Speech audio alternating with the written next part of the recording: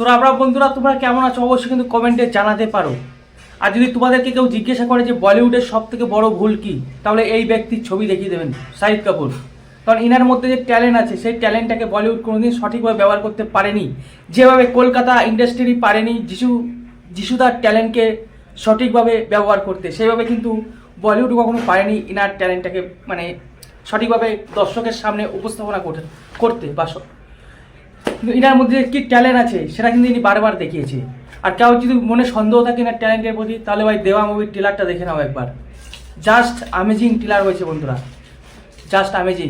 আর এনার সামনে যদি আসে সেই রকম রোল, কীরকম রোল, যে একটু পাগলা টাইপের রোল হবে, সাইকো টাইপের রোল হবে, তাহলে কিন্তু ইনি পুরো মুভিটা জুড়েই শুধু ইনারই অ্যাক্টিং চলবে।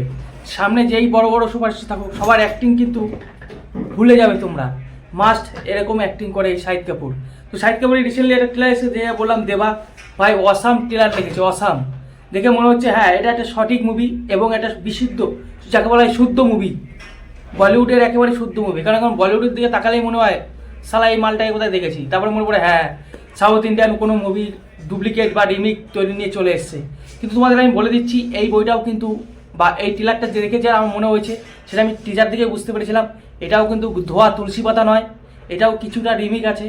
সেটা হচ্ছে 2013 সালে একটা মালায়ালম ফিল্ম এসেছিল, সেই ফিল্মটার নাম হচ্ছে মুম্বাই পুলিশ, যেটাতে কিছুটা সিন নেওয়া হয়েছে, পুরোপুরি রিমিক না, অনেক নতুন কিছু মুভিতে আছে। আর সব থেকে বড় কথা ট্রেলারটা নিয়ে আমি যেটা বলছি, ট্রেলারটা ভাই অসাম। এই ট্রেলারের মধ্যে সব কিছু দেখিয়েছে, কি দেখায় নাই বন্ধু ট্রেলারের মধ্যে, অ্যাকশন দেখিয়েছে, তারপরে সিআইডি দেখিয়েছে, সিআইডি কীভাবে কী করে, হত্যা দেখিয়েছে, অনেক কিছু দেখিয়েছে এর মধ্যে।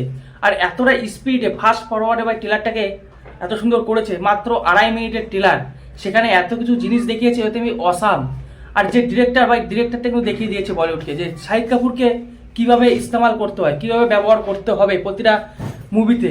সে কিন্তু অনেক, শুধু শাহিদ কাপুরকে নয়, অনেক হিরোকে নিয়েই দেখাচ্ছে বারবার বলিউডকে চোখে আঙুল দিয়ে যে তোমরা এইভাবে উপস্থাপনা করতে পারছো না হিরোগুলোকে, তাই তোমাদের মুভি যতই কালেকশন করুক সেই লেভেলে কালেকশন করতে পারছে না যেভাবে প্যান ইন্ডিয়া মুভিগুলো কালেকশন করে। কারণ প্যান ইন্ডিয়া ভাই ওদের ডিরেক্টরগুলোর মধ্যে একটা আলাদা মস্তিষ্ক কাজ করে, যাকে বলা সত্যি কথা বলছি আমি। দেখে নাও যত বড় বড় ডিরেক্টর আছে, এস রাজামৌলি, তারপরে সুকুমারজি, মানে ওদের ব্র্যান্ডটা একটু অন্যরকম। আর ওরা যেভাবে মুভি তৈরি করে, ধরো আজ থেকে 2 বছর পর মুভি আসবে, সেই মুভির ট্রেলার কিন্তু এখন দেখাবে, মানে হাইপটা এখন থেকে ক্রিয়েট করে ফেলে। যেভাবে জেলার 2 এর ক্রিয়েট দেখো, জেলার 2 আসছে, কবে আসছে সবাই জানে, মানে কেউ জানে না, কিন্তু জেলার 2 এর ভাই ট্রেলারটা চলে এসছে। এবং সেখানে কোনো ভিএফএক্সও সেইভাবে ইস্তেমাল করে নাই, মানে ভিএফএক্সও পুরো খারাপ করেছে, কিন্তু ওই যে লুক রজনীকান্তের সেই জেলারের লুক নিয়ে আবার চলে এসছে।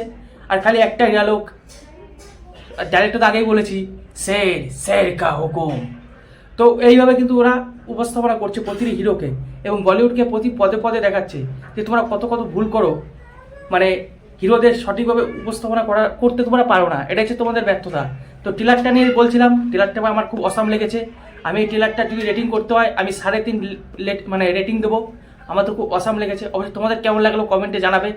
আর আমি তো মুভি রিভিউ করি, সেই হিসেবে আমি কিছু অন্য কোনো কথা বলছি না, কিন্তু কথা বলবো এই মুভির রিভিউ চ্যানেলেই কথা বলবো।